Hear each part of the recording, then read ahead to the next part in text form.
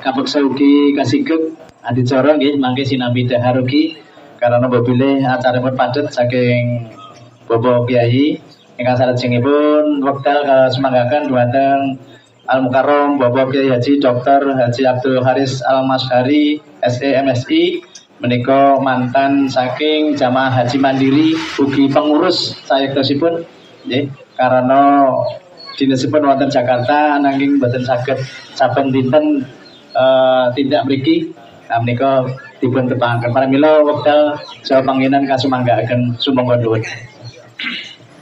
Bismillahirrahmanirrahim. Assalamualaikum warahmatullahi wabarakatuh. Innal hamdalillah nahmaduhu wa nasta'inuhu wa nastaghfiruh wa na'udzu billahi min shururi anfusina wa sayyiati a'malina may yahdihillahu fala mudhillalah wa may yudlil fala hadiyalah.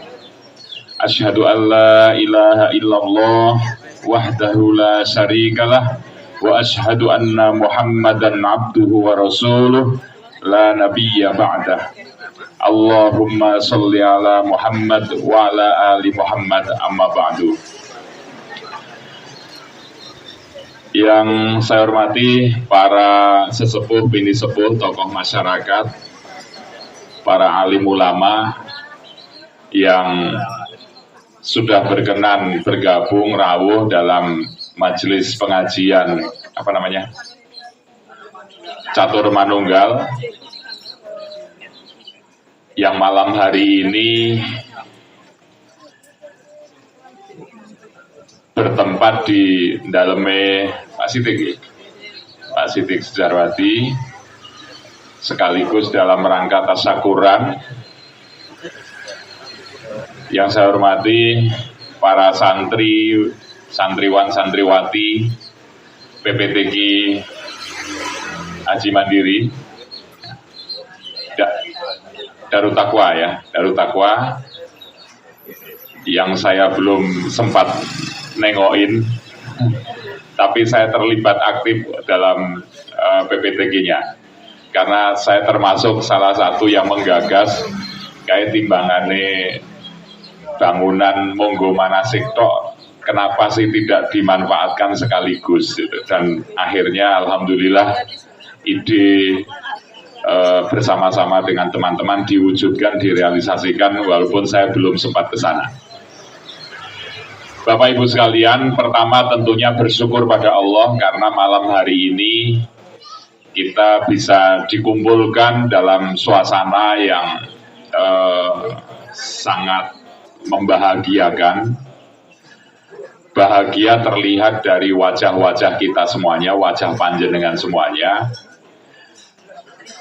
Terlihat dari mana? Terlihat dari optimisme bahwa malam hari ini kita sama-sama ingin menambah amal soleh kita dengan menghadiri pengajian pada malam hari ini. Bab kemudian panjenengan tambah paham tentang pengajiannya itu urusan nomor 2. Tapi kehadiran dalam majelis ini itu menjadi catatan tersendiri yang insya Allah salah satu manfaatnya adalah ketika nanti kita ada di hari akhir di padang mahsyar insya Allah. Bapak Ibu sekalian, kalau kita syukuran biasanya ayatnya ya surat Ibrahim ayat 7 lah, itu udah pasti gitu. Makanya nggak saya baca dari awal. Lagi wong aktivis kabeh nek diwacake sapal kabeh. Sudah hafal semua kan? Waduh.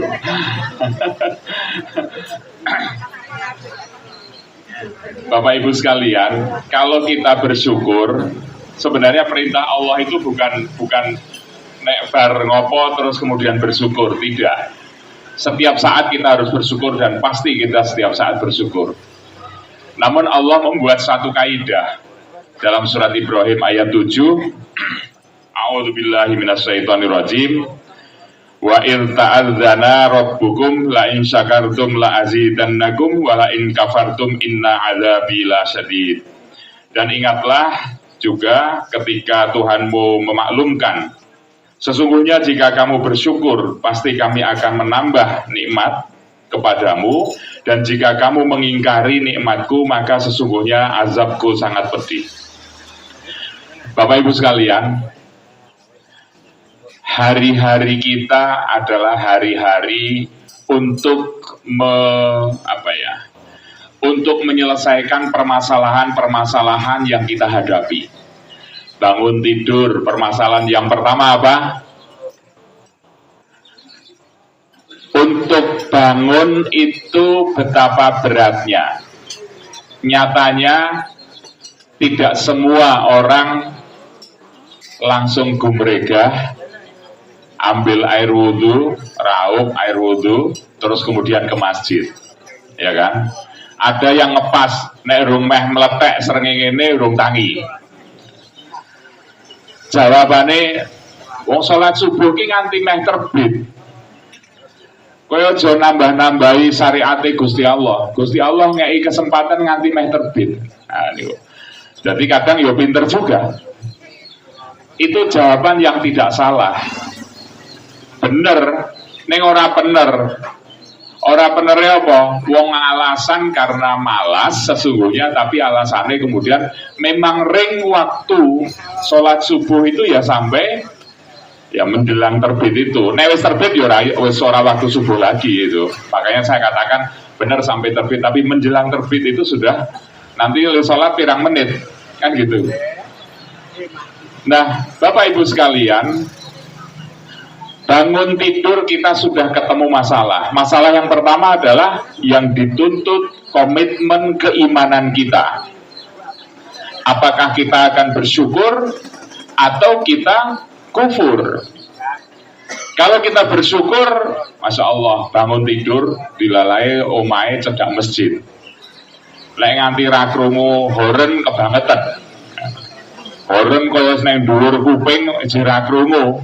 Itu berarti ada masalah. Ada dua kemungkinan masalahnya. Satu, memang tidurnya lelap banget, itu raiso disalahke. Yang kedua, jane krungu nang etok-etok ra krungu. Ini yang paling banyak. Apalagi kalau rumahnya jauh dari masjid. Kalau rumahnya jauh dari masjid, kok bisa tertib? Nah, ini baru keren. Bapak Ibu sekalian, Allah berjanji ketika kita bersyukur, maka Allah akan tambahkan nikmatnya. Apa yang kita rasakan ketika kita berhasil gumregah, bangun tidur, terus kemudian ambil wudhu, sholat sunnah, syukur bisa bangun sebelum 1 jam sebelum subuh untuk qiyamul lail. Nah, kalau itu sudah lebih lanjut lagi nanti. Ini kita bicara yang bangunnya karena dibangunkan azan subuh, ya. Tadi ngenyang sampai menjelang terbit, sebagian ngenyang sampai menjelang terbit. Tapi kalau kita bangun, kemudian kita meresponnya dengan bersyukur, alhamdulillah, Allah hidupkan kembali setelah Allah matikan selama tidur. Saat niki kalau tak tanglet, upamane Gusti Allah mboten maringi panjenengan tangi melih, jenengan pripun kira-kira? Innalillah kan? Bablas kan? Rumah sane aku turu semen, bareng ngerti-ngerti wis nang alam kubur. Nah ini. Makanya yang pertama kali merespon dari nikmat Allah, dibangunkan oleh Allah, kemudian kita ketemu dengan dunia ini lagi, tugas kita untuk beribadah lagi, yang dilakukan adalah syukur. Alhamdulillah, ba'dama amatana, kan gitu.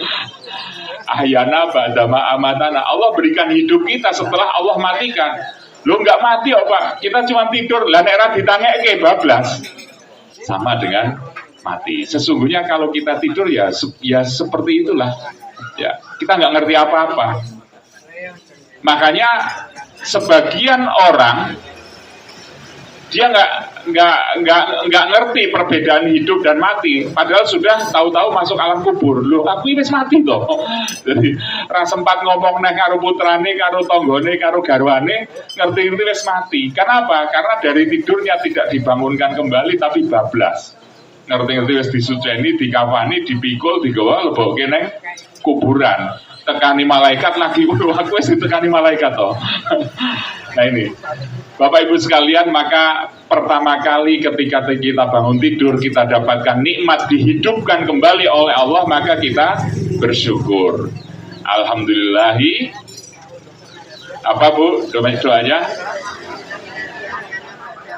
Ahyana ba'dama amatana wa ilaihi nusyur. Rasa syukur ini sesungguhnya tidak semata-mata kita ucapkan saja, tapi dengan sebuah komitmen. Komitmen apa? Komitmen untuk langsung ambil air wudhu, berangkat ke masjid. Pak, rumah saya jauh Pak. Kalau ke masjid agak jauh jalan kakinya. Berapa meter? Ya ada 100 meter. 100 meter ki ora ado. Nggak jauh 100 meter itu. Makanya pertanyaannya, masih dengar horn apa enggak? Masih. Kalau masih wajib ke masjid. Ya, terutama yang laki-laki. Yang putri boleh enggak? Boleh. Saat ini pun aman. Gitu. Boleh ya. Ya kalau di rumah itu diyakini terbaik ya tetap di rumah nggak apa-apa. Tapi kalau ke masjid itu diyakini nggak ada masalah ya silakan ke masjid. Tapi untuk yang laki-laki ya harus ke masjid. Ini tak absen hiji-hiji kira-kira ngacung kabeh ora ya. Salat subuh di masjid apa enggak setiap hari? Rasa ngacung. Kok enggak konangan. Karena memang paling berat itu sholat subuh. Ya. Nah setelah sholat kemudian syukur alhamdulillah dibablaske sampai suruk, sampai terbit, kemudian nunggu suruk, kemudian kita sholat suruk, terus kemudian dilanjutkan dengan duha.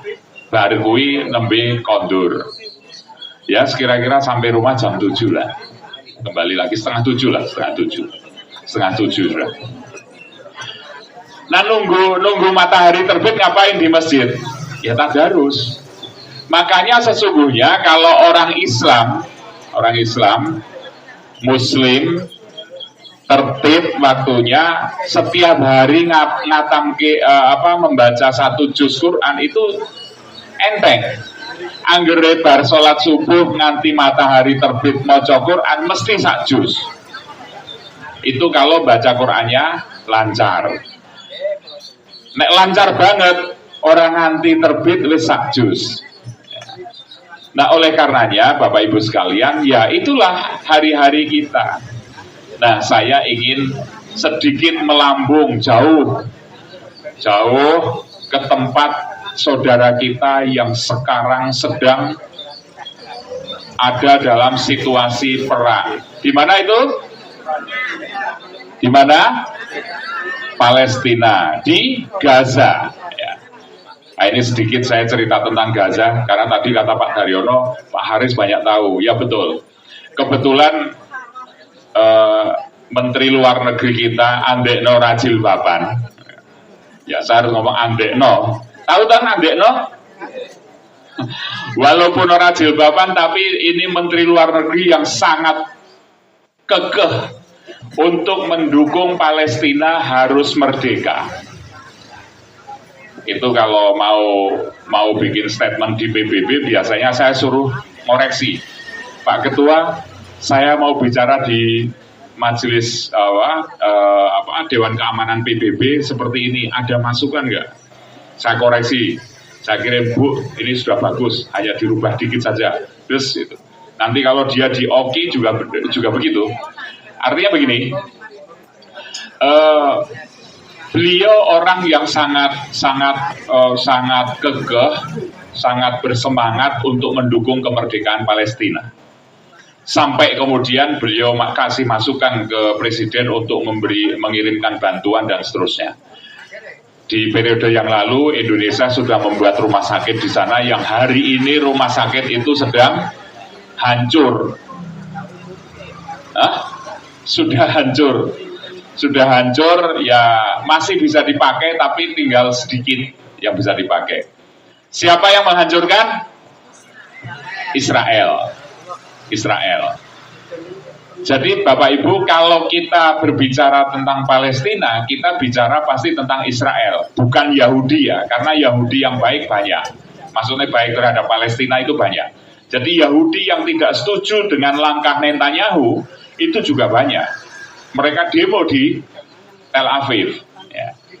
Jadi jangan dikira di sana ya kalau Yahudi yang beneran mereka nggak mau seperti itu. Ini adalah para Zionis yang menyerang Gaza, yang menyerang Palestina. Palestina setelah dibelah menjadi dua antara tepi barat dengan Gaza, tujuannya apa? Tujuannya dibelah menjadi dua agar antara satu dengan yang lainnya ini tidak akur. Jadi kalau di Indonesia juga ada yang memecah belah, itu berarti dibuat tidak akur. Kalau tidak akur berarti saling sikut. Kalau saling sikut berarti tidak ada persatuan. Kalau tidak ada persatuan berarti rapuh. Oleh karena itu, alhamdulillah di Indonesia persatuannya kuat, sehingga negara lain kalau mau mikir-mikir nyerang Indonesia mesti harus berpikir sekian kali lipat. Saya lanjutkan tentang Gaza. Bapak Ibu, kebetulan sekian tahun yang lalu ada teman yang sempat ke sana. Kemudian setiap kali ada yang syahid, yang meninggal karena ditembak oleh Israel, itu ternyata bau harumnya itu beda-beda. Harum, tapi beda-beda. Tapi setelah kemudian dititeni, apa ya bahasa Indonesianya apa? Terus pokoknya dititeni. Angger wong sing apal Quran, bau harumnya itu merebak sampai luas sekali. Nek apal Qurane ora kabeh separo ya tidak terlalu jauh. Kalau sekilo itu cedak mung nang ruangan kono, kira-kira begitu. Oleh karenanya, karena mereka melihat dengan mata kepala sendiri, mencium dengan hidungnya sendiri, maka hampir semua warga Gaza itu hafal Al-Quran.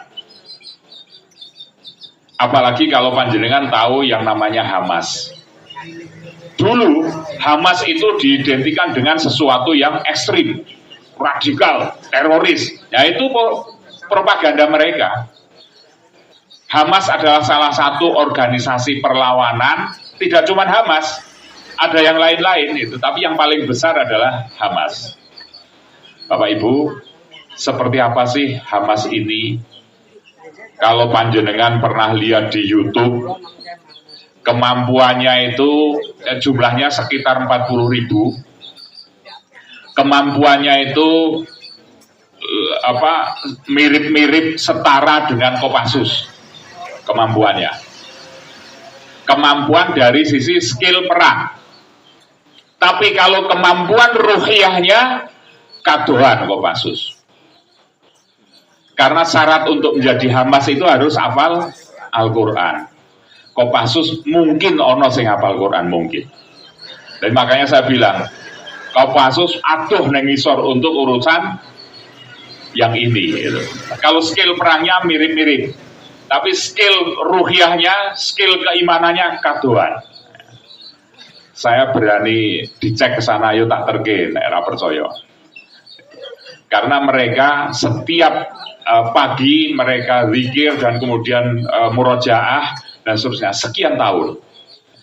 Ini nek soal syukur wis mudeng kabeh lah ya. Lebih baik saya ceritakan tentang bagaimana yang terjadi di sana agar kita bisa memberikan dorongan. Kenapa Al-Quds itu harus kita bebaskan, harus kita rebut kembali? Karena Al-Quds, wilayah Al-Quds itu oleh Khalifah Utsmani sudah diwakafkan untuk umat Islam. Jadi bukan punya Palestina, tapi itu umat Islam yang harus kita pertahankan. Jadi kenapa panjenengan wajib bantu, wajib mengembalikan Al-Quds itu karena itu punya umat Islam. Jadi kan banyak orang Indonesia yang rodo nyinyir. Ada yang rodo nyinyir, ada yang nyinyir, ada yang nyinyir banget. Mbok nek mung arep bantu rono mangkato neng Palestina kono jole demo neng kene. Kan ada kan? aparat polisi yang ngerapatek cetos, ada yang begitu jawabannya, ngomongnya gitu. Kalau mau demo, mau bantu Palestina, sana, berangkat sana. Lambemu. Emosi kula ya. Wong ana wong demo kari diamanke tok dadak diunekke ngoten niku. Gitu. Kenapa? Karena kita punya kewajiban untuk membebaskan Palestina dari cengkeraman Zionis gitu. Terus kemudian tak tambahi meleh. Kenapa Hamas dan Gaza itu tidak bisa dihabisi oleh Zionis sampai hari ini? Bapak Ibu, mereka sebagian meraung-raung. Jadi tentara IDF itu meraung-raung kalau ditugaskan untuk masuk ke front. Jadi bungok-bungok histeris, stres. Banyak tentara stres dari Israel ketika mau ditugaskan ke sana. Ya, kenapa? Nih, perlu dicatat. Karena ternyata ketika mereka berperang di lapangan, niki kula krungu cerita langsung saking wong sing weruh langsung. Kebetulan saya sempat ketemu dengan orang Hamas di Jakarta. Dia cerita, ya, mereka bagian sedang untuk penggalangan dana. Dia cerita bagaimana orang-orang Israel itu ketakutan karena ketika berperang ada hal-hal yang tidak masuk akal. Ketika pasukan Hamas atau pasukan yang dari Palestina itu seolah-olah sudah tidak mungkin lagi kecuali pasti hancur, itu muncul tentara putih, tentara berjubah putih dan ditembak orang mati. Datangnya nggak kelihatan, nggak tahu dari mana. Kalau sudah menghabisi Israel, dia ngilang begitu saja. Nek kita sebagai orang beragama, orang Islam yang punya keimanan, itulah pertolongan Allah melalui pasukan malaikatnya. Kira-kira seperti itu. Paling gampang kui. Ora percaya engko ayo tiliki bareng gitu. Tapi jangan, karena kalau kita ke sana malah ngerepoti mereka. Ada teman-teman yang saking semangatnya, kita mau berjihad ke sana Pak. Jangan. Kenapa? Ngerepoti. Pak, saya mau berjihad kok dilarang Pak. Oh iya jangan, karena ngerepoti mereka. Kayak kenapa Bapak Ibu? Ya kalau panjenengan ditembak langsung mati, cetha insya Allah ikhlas syahid dan mlebu swarga. Lah nek ora ditembak mati, dicekel, disiksa berhari-hari, berbulan-bulan, terus akhirnya jenengan malah murtad, malah bantu Zionis, malah kujur toh, niate mlebu swarga, malah dadine nyemplung neraka. Nah, oleh karena itu tugas kita sekali lagi ya, karena ada penceramah ya, mari kita berangkat jihad ke sana. Hati-hati, ya mungkin. Dan kalau kita ke sana mau berjihad itu orang bakal ditompo karo orang-orang sana. Emang kemampuan kita apa? Oleh karena itu jihad kita adalah memberikan bantuan dana, memberikan bantuan doa. Bapak Ibu, panjenengan bayangkan, mereka itu Gaza itu sebelah sininya laut, sebelah sininya udah wilayah Israel, di pagar. Saya mau cerita sedikit. Kebetulan saya melihat dengan mata kepala saya sendiri bagaimana mereka ngelar lemah, ngelar batas. Ini saya melihat dengan mata kepala sendiri. Tahun 2017 saya sempat ke sana melalui jalur Libanon sebagai pejabat negara, masuk ke pasukan perdamaian kita, UNIFIL namanya. Itu pas di samping tembok perbatasan Israel. Bagaimana mereka ngelar?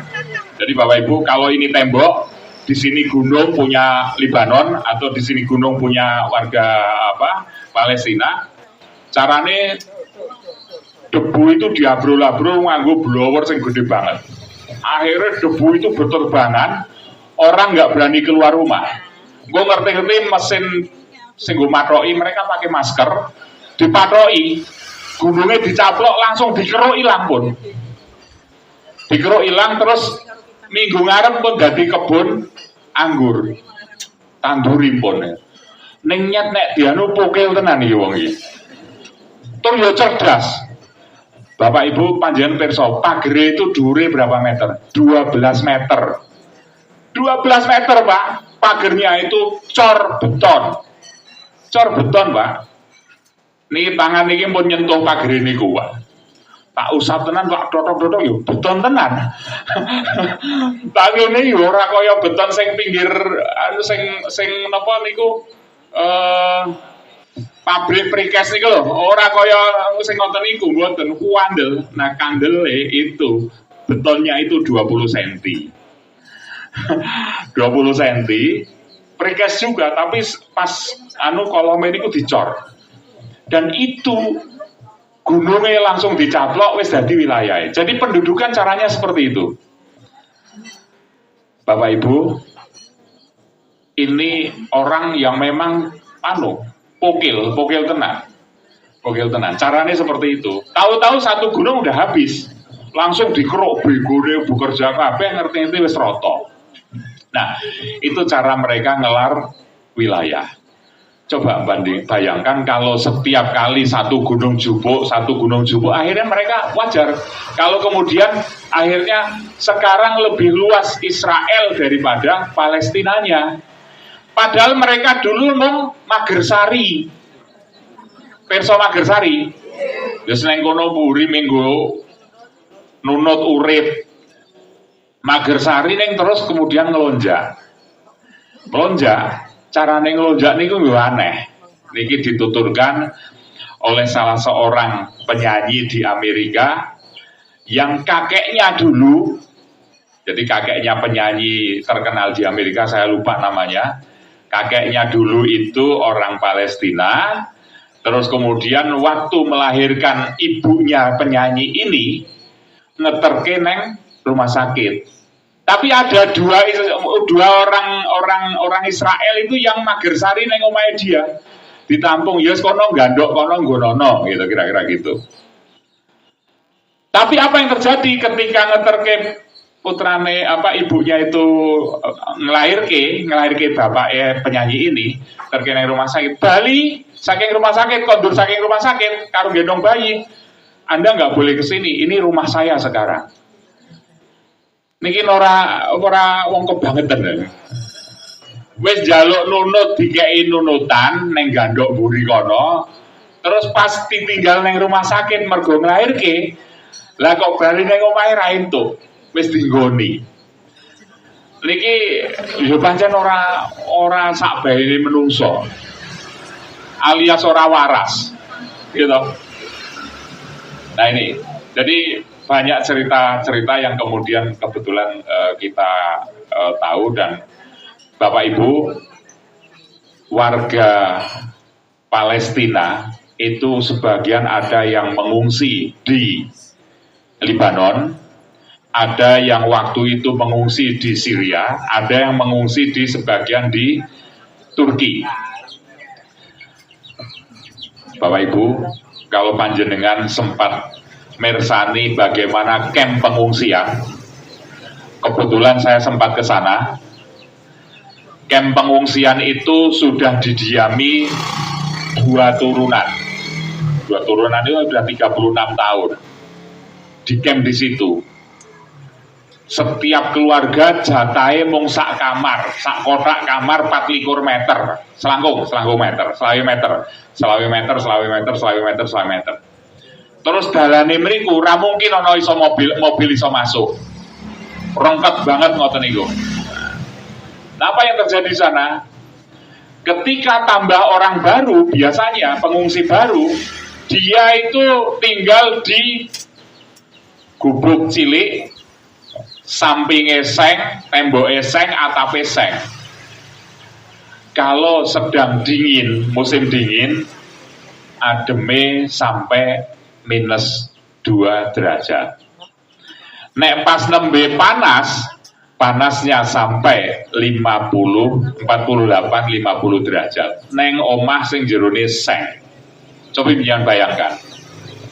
Kalau bukan orang-orang terpilih yang punya fisik yang sangat bagus, rasanya tidak akan tahan. Dan ketika kita tanya, kenapa, bagaimana Anda bisa hidup di sini? Ternyata jawaban mereka adalah, saya tinggal di atas bumi Allah, dan saya yakin bahwa saya adalah makhluk Allah, maka Allah pasti akan mencukupkan kehidupan saya, dan Allah pasti akan kuatkan kehidupan saya. Niki keimanan tingkat dewa. Istilah kita, istilah cah nom-nom. Wah, keimanan yang tingkat tinggi. Wong kita kadang wingi panas 36 derajat aja udah, wah ini kok panasnya kok ini toh yo. Kayak kapan lewudan gitu, kan gitu. Terus baru gue sholat istiqomah, kan gitu toh. Saking rakuate, saking panase. Okay. Nah, itu baru 36. Di mereka 48. Pas saya ke sana, pas musim panas itu pas kebetulan suhunya itu 48. Oh, ya kuat suwe ternyata. Panas sekali, Pak. Betul panas sekali. Panasnya itu panas kering. Orang marakno keringetan kayak kita, tapi panas sekali. Nah, itulah. Dan mereka hidup tiap hari di sana. Bapak Ibu sekalian, mereka tuan rumah di negaranya sendiri, kemudian diusir oleh orang yang magersari. Wes iki jan ele-ele menungso yo iki. Wong magersari malah ngusir juragane, gitu. Nah, Bapak Ibu, nek diteruske niki dugi subuh mboten telas.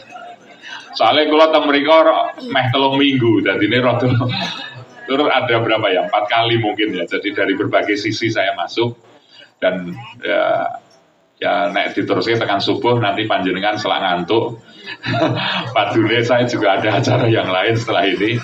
Bapak Ibu, saya kira ini nanti panjenengan berperan berikan sumbangan pada mereka. Nah, ini masalah sumbangan ini juga macam-macam, Pak. Sumbangan, ya, saya pernah dititipi orang, Pak Haris, saya mau nyumbang 5 miliar.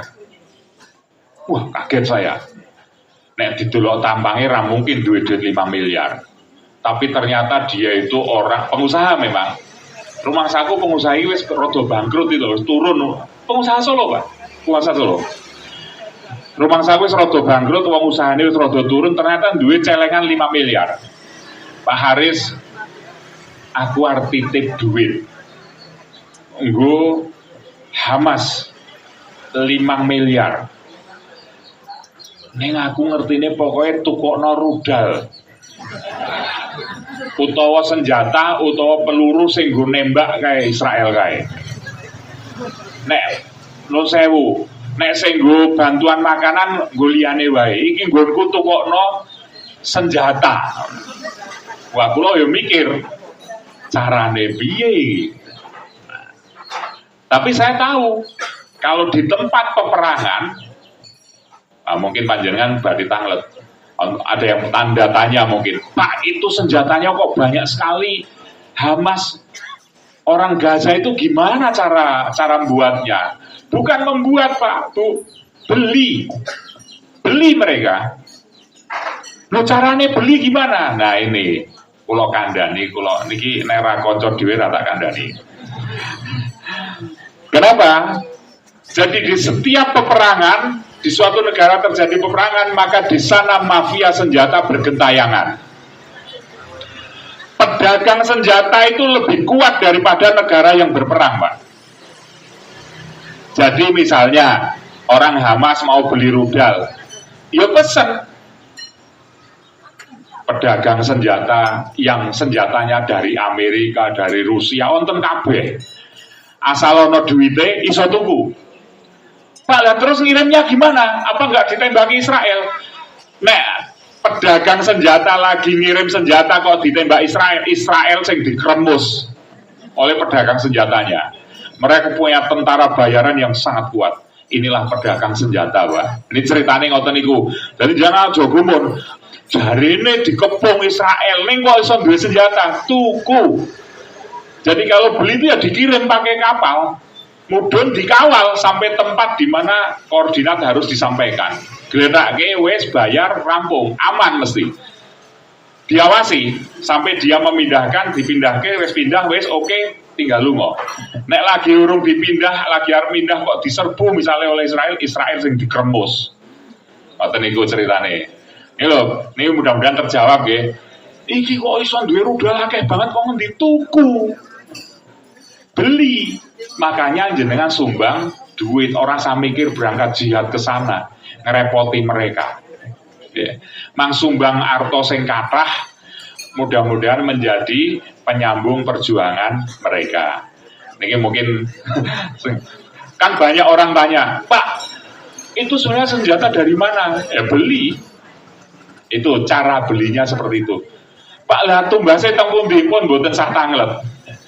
Niku salese nggih wonten. Salese wonten sing menghubungi Hamas nggih wonten, sing menghubungi Israel nggih wonten ngoten niku. Sama. Misalnya di Afgan dulu yang jualan juga banyak. Penjual, Pak, pedagang senjata, itulah pedagang senjata. Sehingga kadang aslinya perangi proyeknya pedagang senjata juga karena dikompori. Kayak konon duwe kekuatan ini loh, gue murung. Piye tuku piye ben kekuatane padha, tuku. Kok kono bar tuku kene akeh lho, kene nggonmu mung sakmene tuku ra, tuku ngoten niku. Bar niku sing kono dikompori, ayo diserang. Kene ndang tangkis serangan luwih akeh, persediaane entek tuku neh gitu. Itu bagi pedagang senjatanya. Tapi bagi pejuang mujahidin Hamas, mujahidin di Gaza, tujuan mereka adalah bagaimana memerdekakan Palestina, mengambil kembali Masjidil Aqsa sebagai salah satu kiblat umat Islam. Tempat suci umat Islam yang ketiga harus kita bebaskan, dan mudah-mudahan Allah berikan pertolongan kepada saudara-saudara kita yang ada di sana, dan kita membantu mereka dengan harta kita. Jangan berpikir berangkat ke sana ndak ngerepoti. Itu. Saya kira demikian Bapak Ibu. Syukuran soal syukurnya ayatnya wis apal kabeh, tentang syukurannya sudah. Mudah-mudahan cerita saya tentang Gaza menambahkan hasanah kita, wawasan kita, dan bagaimana sedikit ini khusus ibu-ibu ini, khusus ibu-ibu. Sekitar 6 tahun yang lalu, 10 tahun yang lalu, di mana orang-orang Gaza itu banyak sekali yang meninggal, yang syahid karena peperangan. Allah turunkan kuasanya di Gaza karena seorang ibu banyak yang melahirkan bayi kembar 8. Kembarnya 8 loh, Bu. Kembar 8. 8 oke banget itu. Dan biasa saja. Sesar enggak. Wis dilalai digawe gampang. Bayine cilik-cilik metu ning sehat kabeh. Bar kuwi ngapalke Quran kabeh, terus bar kuwi berjihad kabeh. Nah, ini adalah produk dari tarbiyah pendidikan yang dilakukan oleh ibu-ibu yang benar-benar memahami mereka. Panjenengan lihat berapa waktu yang lalu kan, video seorang ibu ketika suaminya syahid, dia bersyukur pada Allah karena suaminya syahid. Kira-kira masuk mboten niki, Bu? Nek garwane jenengan meninggal kok panjenengan bersyukur niku kira-kira piye? Pripun?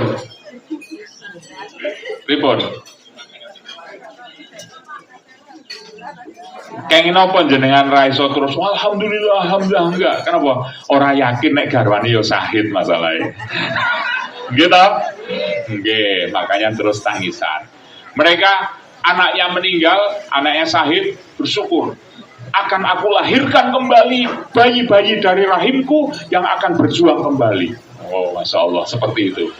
Itulah, ini terakhir untuk ibu-ibu, biar semangat.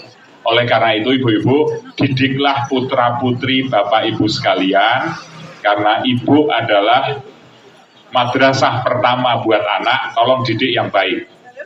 Jangan ketika mendidik, Sing penting anake meneng kei HP, ibuke ganyi nonton Instagram, sinetron dan seterusnya. Supaya ben meneng, cekeli. Ya, podo menenge. Tolong didik anak-anak kita, kenalkan dengan Al-Quran pertama kali agar mereka nanti besarnya menjadi orang-orang yang soleh dan solihah. Saya kira demikian Bapak Ibu, kurang lebihnya mohon maaf. Bagian kedua saya ingin perkenalan. Katanya suruh perkenalan, tapi sebagian kayaknya sudah kenal. Nama saya Abdul Haris Almasyari. Saya tinggal di Pajang, tapi 9 tahun ini separuh hidup saya di Jakarta. Senin sampai Kamis di Jakarta, karena saya menjadi anggota DPR RI dari fraksi PKS. Periode yang lalu saya ketua Komisi 1, yaitu pas saya banyak ke sana, nilai Palestina, itu pas periode yang lalu. Periode ini enggak. Periode ini saya menjadi wakil ketua Komisi 1 dan 2024 saya maju kembali, maju lagi, insya Allah sekali lagi. Istri saya temene garwane Pak Daryono, seniornya ora trimo diomong temene ya. Karena naik temen berarti kok bojoku tuomen ya, kira-kira gitu ya. Istri saya seniornya garwane Pak Daryono, Fakultas Kedokteran UNS ya. Sekarang sama-sama jadi dosen Muhammadiyah, Fakultas Kedokteran Muhammadiyah Solo ya. Kalau Pak Daryono putranya berapa tadi? 10, saya kalah. Anak saya 7. Oke juga. Ya, anak saya 7. Yang paling kecil sudah semester 7. Ya, yang paling cucu saya hampir 7. Jadi cucu saya hampir 7. Kalau Mas Daryono masih anak semua. Ya. Kami sudah tamat ngurusi anak-anak. 7. Sekarang ngurusi putu. Nek ngurusi putu minggu dolanan tok. Nah, empat anak saya sudah berkeluarga, yang 3 belum ya. Ya alhamdulillah semua sudah, ya tinggal 1 yang belum lulus kuliah. Terus kemudian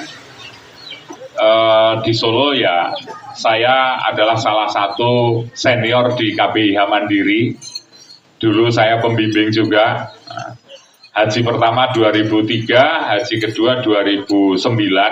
Jadi karom terus karena memang wong jeru pengurus KBIH Mandiri.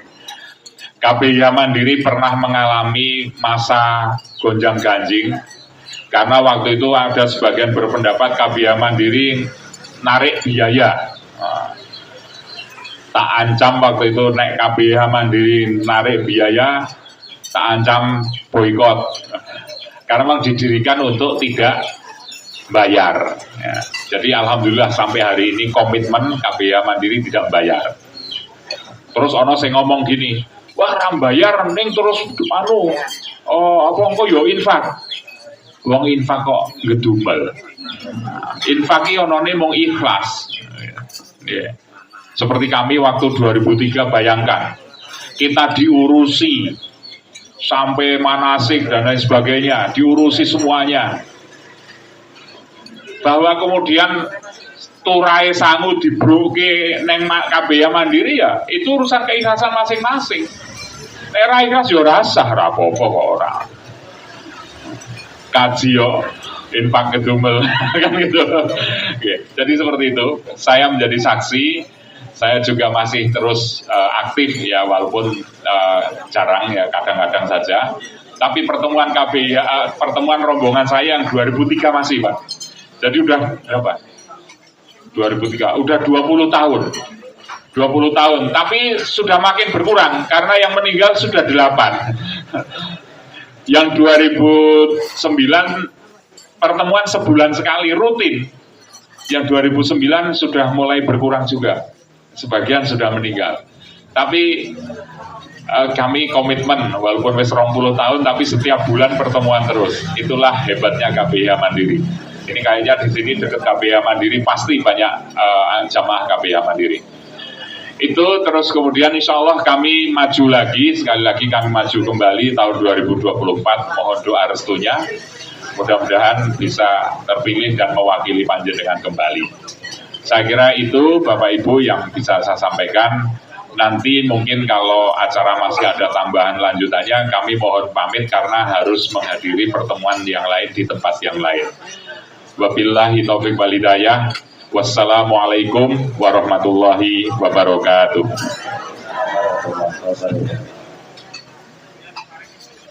Jazakumullah khairan katsira. Katuraken ageng panuwun katur dumateng Al-Karom Bapak Kyai Haji Dr. Haji Abdul Haris Al-Masyari SEMSI ingkang sampun bareng atur tausiah saha ilmu ingkang sampun kita tampi mugi-mugi estu andadosaken semangat kita anggenipun sami perjuangan salebetipun kula panjenengan sedaya tasih wonten ing alam donya menika sehingga kula panjenengan sedaya wonten ing tembi sowan wonten ngarsanipun Allah menika estu ngasta predikat inggih menika kanthi mati syahid kala wau insyaallah jannah Allahumma amin. Bapak Saha Ibu jamaah rahimakumullah, ingkang salajengipun adicara sumeni parenga nglajengaken atur daharanipun ingkang katuraken dhumateng arsupanjenengan sedaya kasumanggaken ngrahapi menapa ingkang sampun katuraken para ingkang dereng kepareng wahang kerantu kasumanggaken sumangga nuwun.